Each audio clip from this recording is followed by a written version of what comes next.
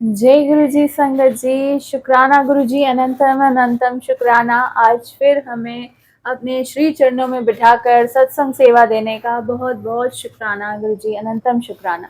संगत जी, आज आपके साथ मैं ऐसी बात शेयर करने जा रही हूँ ना, जिससे आपके मन की ना आधी टेंशन खत्म हो जाएगी। संगत जी, सत्संग को बहुत ध्यान से सुनिएगा। आज मुझे गुरुजी ने एक थॉट डाला मन में।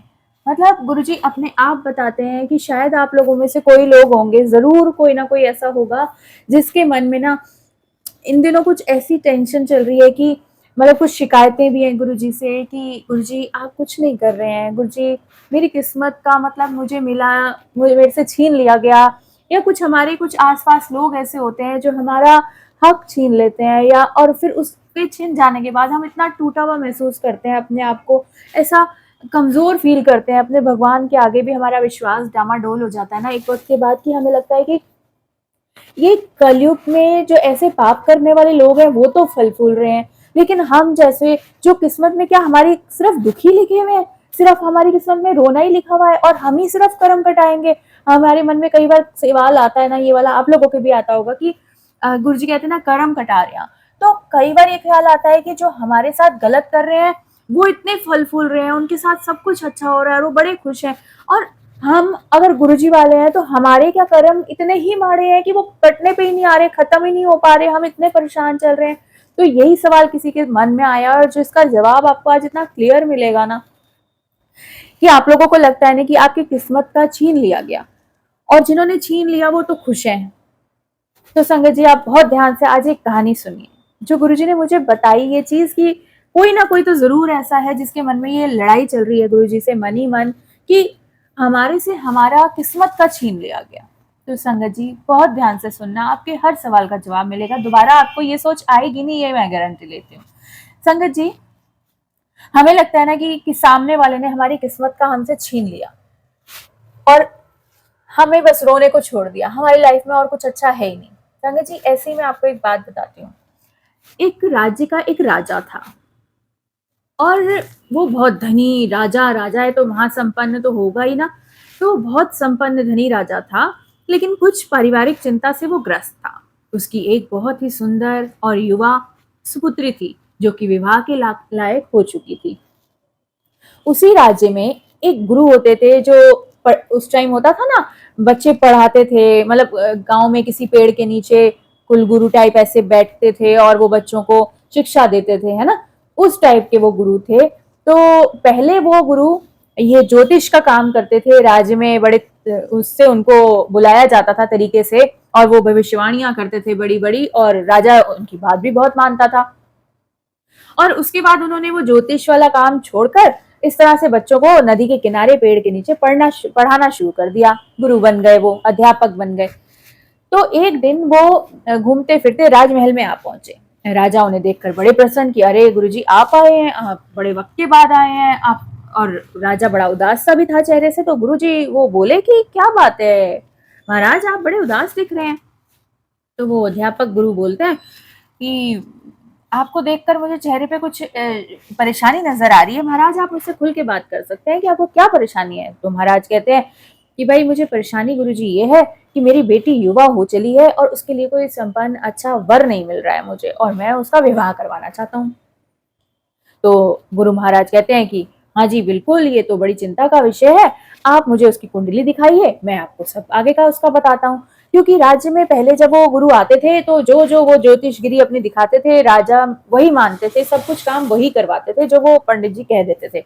तो वो उन्होंने पत्री मंगवाई, बेटी की पत्री देखी तो वो पंडित तो हैरान हो गया कि भाई, मन ही मन में उसने देखा, उसने बोला ये तो विलक्षण कन्या है आपकी, कि जिस घर में भी जाएगी अगर वो भिखारी से भी आप इसका विवाह करवा देंगे तो भिखारी से वो राजा और राजा से महाराजा बन जाएगा, मतलब उसके तो वारे न्यारे हो जाएंगे। ये ऐसी सुपुत्री है आपकी, विलक्षण कन्या जिसे कहते हैं ना, शुद्ध शब्दों में विलक्षण कन्या है।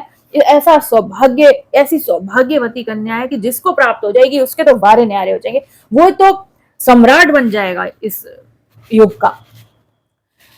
अब ये बात बताते ही उस पंडित के मन में तो एक गलत भाव आ गया। उसने कहा, मन में सोचा कि अगर ये कन्या इतनी वो है, इसकी कुंडली में इतना खतरनाक बात है कि भाई जिसे मिलेगी वो तो सम्राट बन जाएगा, तो मैं क्यों पागलपंती कर रहा हूँ। मैं इसके पिता को, राजा जी को, मैं ये क्यों बोल रहा हूँ कि इसका कहीं और विवाह कराओ।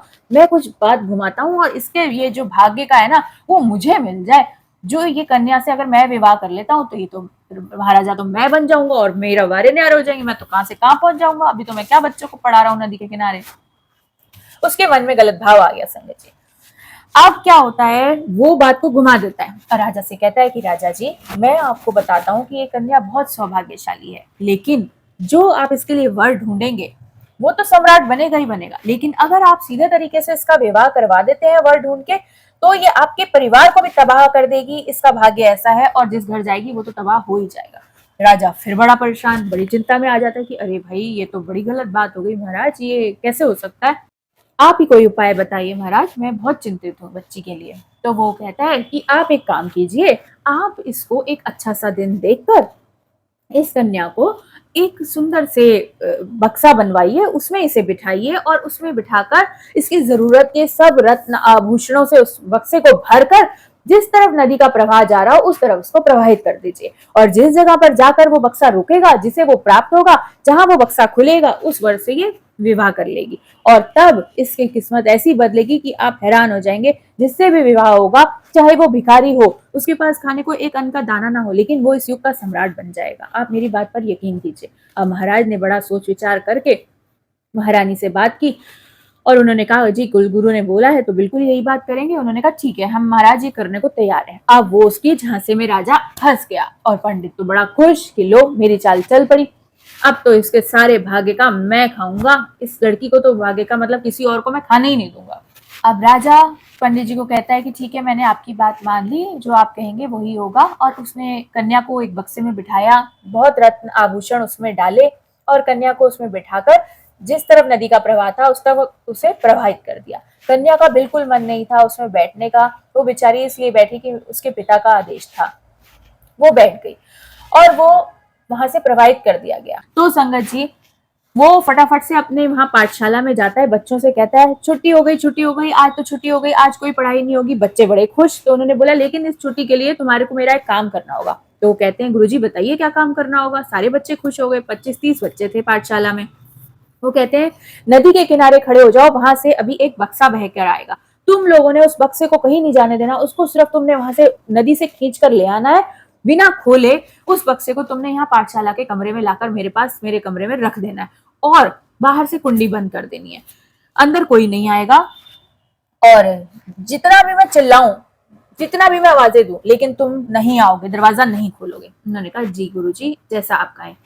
अब संगत जी, वो बक्सा नदी के किनारे जा रहा था, बह रहा था। वहां नदी के किनारे एक महाराज का पुत्र, बड़ा ही सुंदर सुशील एक लड़का, जंगल में शिकार करके आराम करने के लिए नदी के किनारे बैठा था अपने कुछ दोस्तों के साथ। वो बक्सा देखता है और उसे रोक लेता है। जैसे ही वो उसे बक्से को बाहर निकालते हैं, बक्से को खोलते हैं, तो देखते हैं उनके अंदर इतनी सुंदर कन्या, एकदम राजकुमारी।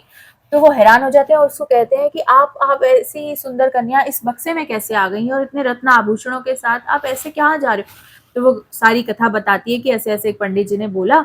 वो कहते हैं ठीक है, अब जो भी बोला, लेकिन अब आप बताइए कि अब करना क्या है। वो कहती है मेरे पिता ने कहा था जो भी बक्सा खोलेगा, अब आप ही मेरे पति हैं, अब मेरे आपके सिवा कोई नहीं, अब आप बताइए क्या करना है, मैं तो आपके सुपुर्द हूँ आज से। तो वो उस कन्या को वहीं बक्से में, सारे रत्नाभूषण तो थे ही ना, राजा ने डाले, वहीं से एक अंगूठी पहना देता है और सारे जो साथी होते हैं वो तालियां बजाते हैं, वहीं पे विवाह हो जाता है। चलो जी सब खुश। अब क्या होता है कि वो कहता है राजकुमार की अब राजकुमारी को अपने राजमहल में ले जाना है, अब इस बक्से को नदी में प्रवाहित कर देते हैं, लेकिन तुम इसमें आई हो, मुझे मिली हो, इसको खाली नहीं डालते, ऐसे किसी के भी हाथ लगेगा, चलो मैं इसमें कोई ना कोई चीज डाल देता हूँ। वो उस बक्से में एक चीज डाल देते हैं और बक्से को बहा देते हैं।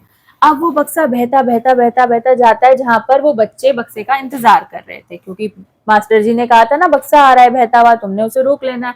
उसमें राजकुमारी, उसने सोचा था वो उससे शादी कर लेगा और सारा उसका भाग्य का खा लेगा। सारे बच्चे बड़ी खुशी खुशी नदी के किनारे इंतजार करने लगे। अचानक से क्या देखते हैं, बक्सा आया। अब बच्चे बड़े खुश कि बक्सा आ गया, बक्सा आ गया, हमारे गुरुजी ने बोला है कि हमारे को देना है, वो हम लेकर जाएंगे, वो बड़े खुश होंगे और आज हमें छुट्टी मिल गई, कल की भी छुट्टी मिल जाएगी।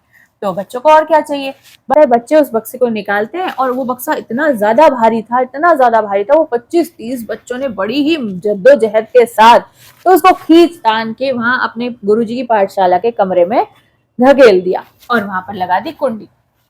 अब तो बच्चे बड़े खुश, बाहर तालियां बजा रहे हैं कि हमारे मास्टर जी खुश हो गए, खुश हो गए। अब अंदर जब वो पंडित ने बक्सा खोला तो उसकी हालत खराब। बक्से के अंदर जानते हैं क्या था? बक्से के अंदर था एक जिंदा भालू। हाँ जी, तो वो राजकुमार ने शिकार करा था, तो शिकारी ने वहां पे भालू पकड़ा था, तो जिंदा भालू ही उसने उस बक्से में डाल दिया और वो भालू उस पे पंडित पे झपट पड़ा, क्योंकि वो गुस्से में तो था ही, उसे कैद कर रखा था बक्से के अंदर।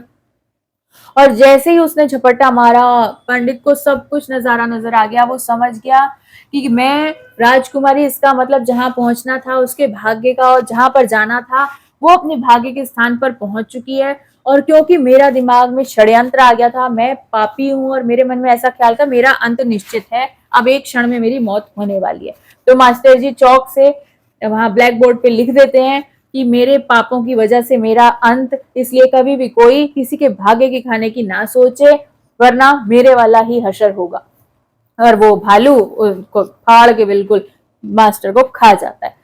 तो इसीलिए संगत जी आप इससे समझिए कि वो पंडित चाहता था कि उस लड़की से शादी कर लूं, और जबकि उसके भाग्य में भगवान ने ये लिखा हुआ था ना कि ये तो किसी घर जाएगी, वहां सम्राट बनेगा, वो उसका तो भाग्य बहुत अच्छा है। लेकिन इसीलिए कहते हैं कि कोई किसी के हाथ से छीन कर तो खा सकता है, लेकिन किसी के भाग्य का नहीं खा सकता। इसलिए आप लोग कभी मत सोचा करो ऐसा कि कोई आपके संग कैसा कर रहा है, कोई आपको परेशान कर रहा है या आपका काम नहीं चल रहा है तो किसी की वजह से नहीं चल रहा है। कुछ आप लोगों के मन में कई बार आ जाता है ना, आज हमारा काम नहीं हो रहा है या हमारा बिजनेस नहीं चल रहा है, तो जरूर किसी ने ना, साथ वाले ने कुछ ना कुछ करा दिया है। संगत जी पता है, जो गुरुजी वाले होते हैं ना, वो ज्यादातर ना इन चीजों पे तो विश्वास बिल्कुल नहीं करते, क्योंकि हमारे गुरुजी ना वहमों से बिल्कुल परे हैं। गुरुजी ने तो कभी भी इन चीजों को मानने से इनकार करा कि भाई गुरुजी को सब दिख रहा है ना कि कोई आपके लिए क्या खड्डा खोद रहा है। बस इतना मान के चलो आप कि अगर आप भोले भाव चल रहे हो ना गुरुजी के राह पे, और इन चीजों की परवाह मत किया करो, क्योंकि आपके संग गलत करने वाले का हशर गुरुजी अपने आप बहुत तकड़ा, वो कहते हैं ना भगवान की लाठी में आवाज नहीं होती।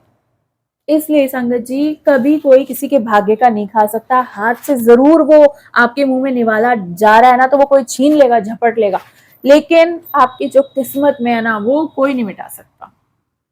और ये याद रखना कि अगर आपकी किस्मत में दुख लिखे तो वो जरूर आप गुरुजी का नाम लेके उनको कम करा सकते हो।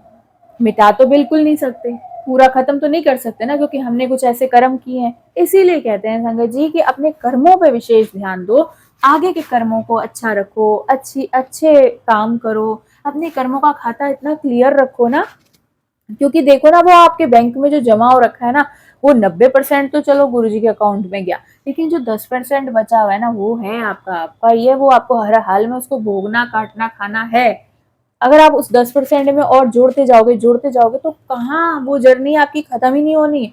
फिर आप यही सोचते रहोगे गुरुजी तो कुछ नहीं कर रहे, अरे भैया मेरी तो किस्मत में कुछ है ही नहीं, तो सामने वाले की किस्मत में सब कुछ है ना। ऐसा नहीं होता संगत जी, इसलिए अपना आगे का खाता क्लियर रखो। अगर आपको कोई सामने से कुछ कह रहा है ना, आज जैसे मेरे मन में एक बात आई, मेरे को किसी आंटी का फोन आया, वो बोले कि आंटी सामने से ना मेरे को, मैं गुरुजी को मानती हूँ और वो मेरे जो हस्बैंड है वो गुरुजी को उल्टा सीधा बोलते हैं, तो मुझे बड़ा अजीब लगता है, मैं तो खूब लड़ पड़ती हूँ उनसे कि आपने मेरे गुरुजी को ऐसा कैसे बोला।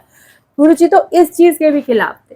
गुरुजी कहते हैं कि अगर मेरे को कोई बुरा बोल रहा है ना, तुमने उसको सफाई नहीं देनी कि मेरा गुरु ऐसा नहीं है या ऐसे मत बोलो, तुम नहीं लड़ोगे, तुम बस अपने मुंह पे ये एक फिंगर उठाओ और यहाँ रख लो, बस शांति।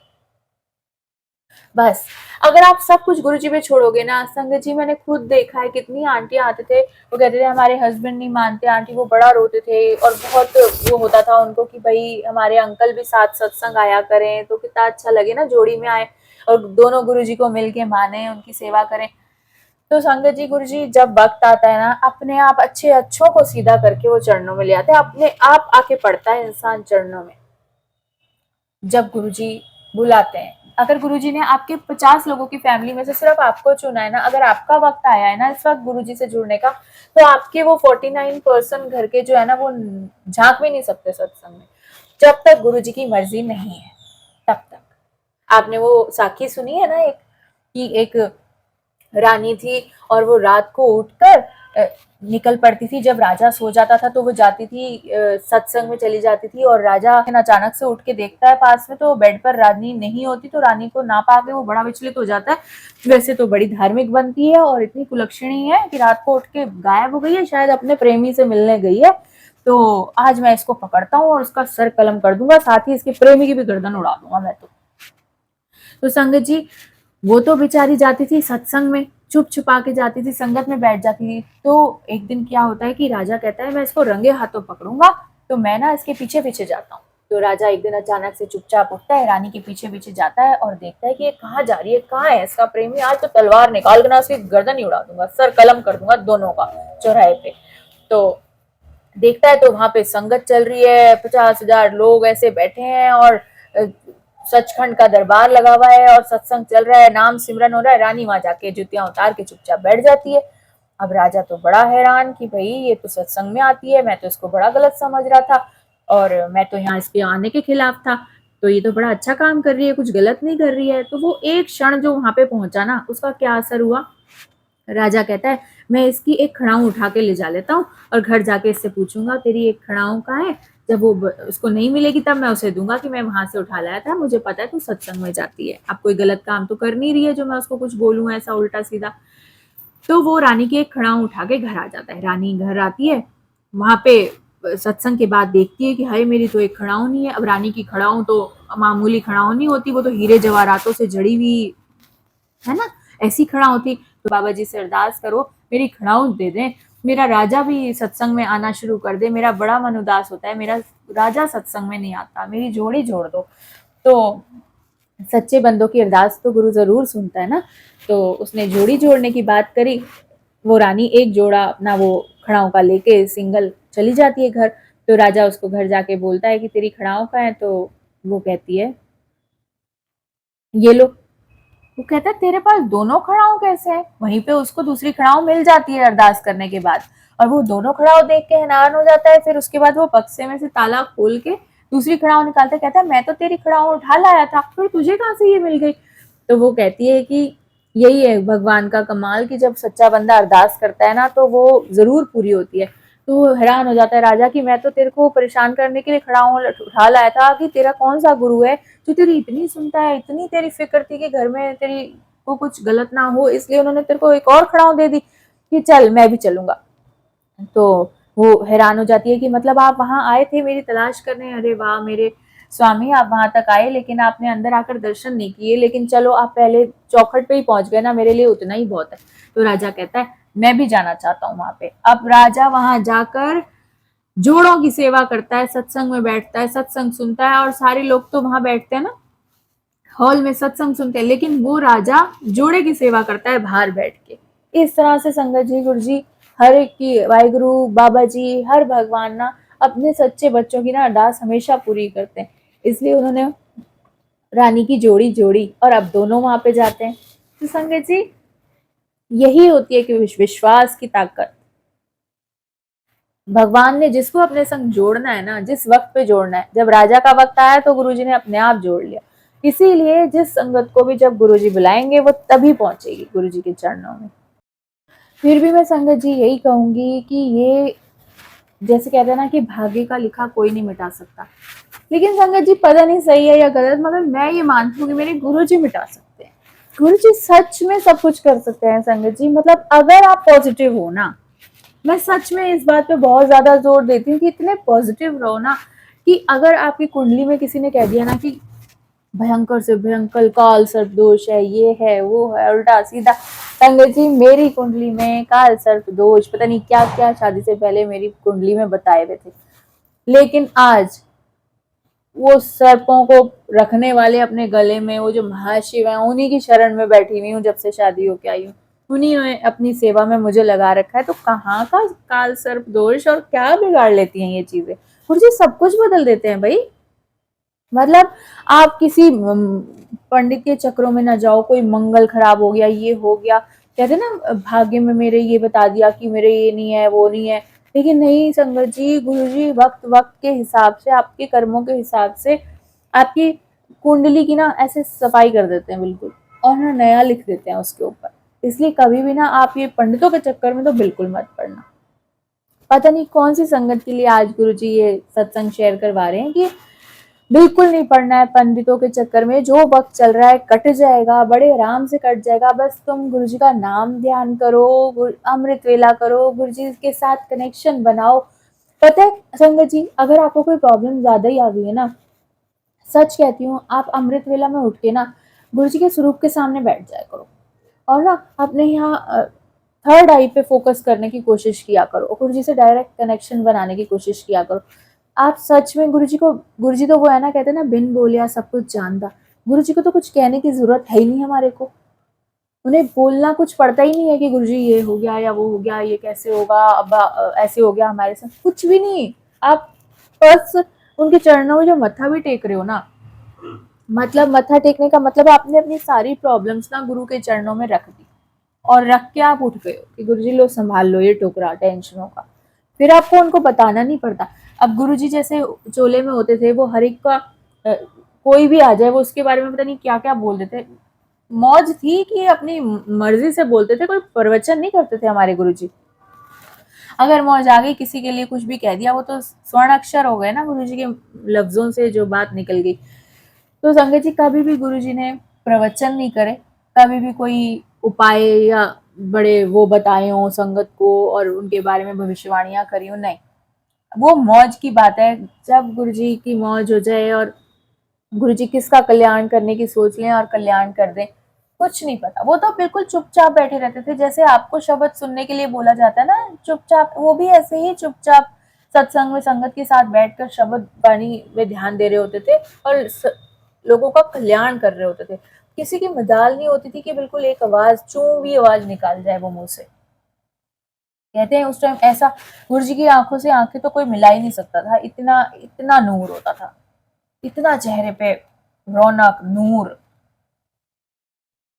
वो तो गुरु ही अलग, हमारे गुरु तो अलग ही बिल्कुल, ना प्रवचन ना कुछ। और कहते थे ना कि अगर सामने वाला कोई नया बंदा आता था और तो गुरुजी तो उसका सारी कुंडली बोल देते थे, तेरा नाम ये है, वही तू ये करता है, ये वो, तो अब ये काम ऐसे नहीं ऐसे करना है, जब भी अगर मौज आ जाए तो दुनिया हैरान होती थी कि हमने तो कुछ बताया नहीं, या हमारा साथ जो आया हुआ है उसने शायद बताया हो। तो गुरुजी कहते थे कि जिसको बताना पड़े वो गुरु ही क्या है ना। तो हमारे गुरुजी को कुछ बताने की जरूरत नहीं है, इसीलिए गुरुजी हमें हमेशा बोलते हैं कि बिन बोलिया सब कुछ जानना।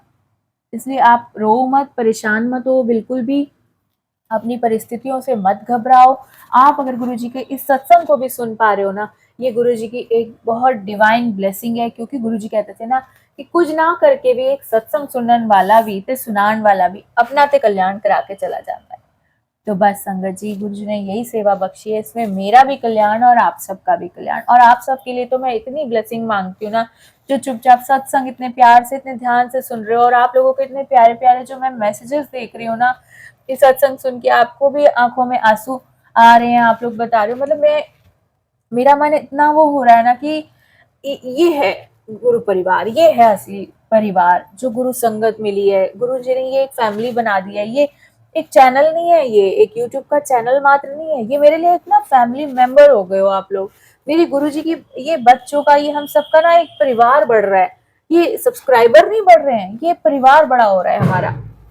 तो ना मैसेजेस वगैरह देखकर ऐसा फील होता है, पता नहीं कौन से अंकल, कौन से हमारे भाई, उनसे हमारा कौन सा क्या रिश्ता हमारे है ही है ना। हम सब गुरुजी के वही, गुरुजी के कहते थे ना कि गले में जो माला है उसके मोती, उसके मन के हैं हम सब संगत।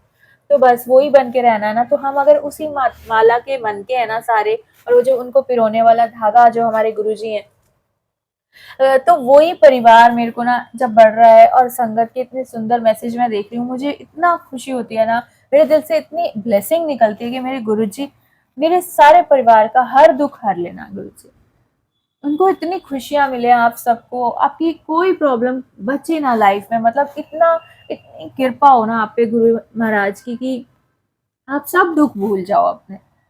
आपके बच्चे, आपका व्यवसाय, आपका हर काम, मैं कहती हूँ हाथ जोड़ के गुरुजी से अरदास करती हूँ कि गुरुजी अगर मेरी सेवा से आप एक तिल मात्र भी प्रसन्न हो ना, तो मेरे इस परिवार को बहुत सारी खुशियां और ब्लेसिंग देना। मैं अपनी सारी संगत से बहुत बहुत प्यार करती हूँ गुरु जी की। सारे परिवार मेरे लिए सबसे, मेरे खून के रिश्तों से बढ़ के मेरे लिए ये गुरु परिवार है। सच कह रही हूँ संगत जी। गुरु जी कहते ही थे, गुरु जी यही बोलते थे कि असली परिवार तुम्हारा ये मैंने बना दिया है, जो वक्त वक्त पे तुम्हारी सहायता करेगा। संगत जी, हमें किसी से ऐसी सहायता की उम्मीद नहीं करनी चाहिए, लेकिन जो एक ऐसी सहायता होती है ना, अब जैसे मैं हूँ, मैं किसी की किसी भी तरीके से कोई सहायता करने लायक नहीं हूँ, मेरे पास बस मेरे गुरु जी हैं जो मेरे लिए बहुत है, और बहुत बहुत बड़ी ब्लेसिंग है मेरे लिए। लेकिन एक जो गुरु जी एक थॉट डाल देते हैं, जैसे आज गुरु जी ने किसी को ऐसा शायद फील हो रहा था, तो उनको अगर मेरी बात से कुछ मोटिवेशन मिल जाए, और जैसे कि कुछ वक्त पहले मुझे ज़रूरत होती थी, ऐसे सत्संग मैं ढूंढती थी कि हाय आज गुरुजी कुछ बता दो प्लीज़, मैं बड़ी टेंशन में हूँ, मुझे बहुत एंजाइटी हो रही है, प्लीज़ बताओ मैं ठीक हूँ ना, या मैंने जो आपसे शेयर करा था मेरी प्रॉब्लम ठीक हो जाएगी ना। ऐसा कोई सत्संग सुन लेती तो मैं बड़ी पावर आ जाती थी मेरे, अरे मेरे को कुछ नहीं है, गुरुजी ने मैसेज में बता दिया। तो इसी तरह संगत जी, इस पॉजिटिव एनर्जी को ही, गुरुजी की जो ये एनर्जी है ना, इस लाइट को, इस एनर्जी को ही हमने ना इतना फैलाना है, इतना बढ़ाना है ना, कि जहां जहां तक भी हम अपने गुरु की वडियाई कर लें, जहां जहां तक भी कर लेना, ये कम है गुरु जी की। सच कह रही हूँ संगत जी, ये हम इस सतयुग में बैठे हैं अगर हम गुरु जी की शरण में बैठे हैं। वैसे तो ये भयानक कलयुग चल रहा है ना, लेकिन मैं ये मानती हूँ कि अगर गुरु जी के चरणों में बैठे हो ना आप, सतयुग है और सचखंड में साक्षात महाशिव के सामने 1 to 1 बैठ के आप सत्संग सुन रहे हो और मैं सुना रही हूँ। ये आप समझ लो हम शिवलोक में बैठे हैं इस वक्त। ये स्वरूप नहीं है, ये स्वरूप नहीं है, ये साक्षात गुरु जी है। ये गुरु जी महाराज साक्षात एक एक लफ्ज मेरे मुंह से जो निकल रहा है वो सुन पा रहे हैं, समझ रहे हैं, और वो ही हमें वो शक्ति, वो मति दे रहे हैं कि क्या किस वक्त बोलना है, किसको क्या जवाब देना। इसीलिए गुरु जी ने कहा ना कि ये परिवार बना दिया है जो वक्त वक्त पर काम आएगा। यही है मेन सहायता संगत जी की, हम किसी की कैसे भी सहायता कर पाए, हमारे गुरु जी की वडियाई करके, वो सत्संग सुन के अगर किसी को कुछ मोटिवेशन मिलता है, लाइफ के कुछ सार समझ में आते हैं। क्योंकि मैं तो बहुत बुद्धू और बेकार हूँ, मुझे कुछ समझाना नहीं आता, लेकिन मेरे गुरु जी ने मुझे ऐसी सेवा बख्श दी है, तो एक ना एक दिन मैं ज़रूर सीख जाऊंगी गुरु जी और आप लोगों की वजह से। बस मेरी गलतियों को आप लोग इग्नोर करना, मैं ऐसे ही आपके लिए प्यारे प्यारे सत्संग और जिनसे आपको हिम्मत मिले वो छोटी छोटी साखियाँ आपको सुनाती रहूंगी।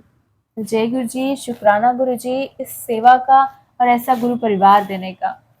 आपके प्यारे प्यारे मैसेजेस के लिए बहुत बहुत थैंक्स। सारी अंकल आंटियों को आपके प्यार के लिए बहुत बहुत शुक्राना। गुरु जी आपको बहुत ब्लेसिंग दें, बहुत ब्लेस करें। सच कहती हूँ, मैं बहुत खुश हूँ मैं आप लोगों के मैसेजेस वगैरह देख के। तो थैंक यू गुरु परिवार। प्लीज़ आप लोग सत्संग आगे शेयर किया कीजिए और गुरु जी की इस वड्याई की सेवा को खूब आगे शेयर करो। आप देखो, मुझे मैंने बताया था ना, मुझे हिंदी के शब्द कुछ होते ना संस्कृत में कुछ ऐसे बड़े कठिन लगते थे, मुझे सच बता रही हूँ मुझे नहीं बोलना आता।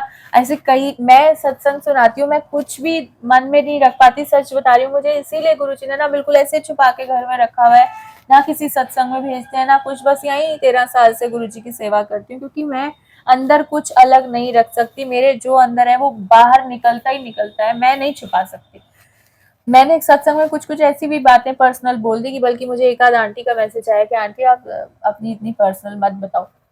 मेरे को नहीं समझ आया, लेकिन मैं साफ बोलती हूँ, मैं अपने गुरुजी जब सामने बैठे हैं, जिनको मेरा आगे के सारे जन्मों का, पिछले जन्मों का सब चिट्ठा खुला उनके सामने पता है, तो मैं क्या ही छुपा लूं किसी के आगे। जो हकीकत है वो हकीकत है, खुली किताब। गुरुजी के सामने कुछ नहीं, जो गुरु संगत है वो भी सबके सामने खुली किताब है।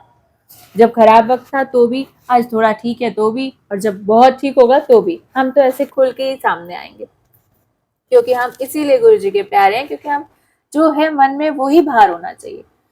तो संगत जी, इसीलिए गुरुजी ने मुझे शिव पुराण की जो सेवा दी है संगत जी, यही चैनल पे शिव पुराण में डेली थोड़ा थोड़ा पाठ अपलोड करती हूँ। जैसे गुरुजी हमेशा कहते थे कि शिव पुराण पढ़िया करो, शिव पुराण पढ़िया करो।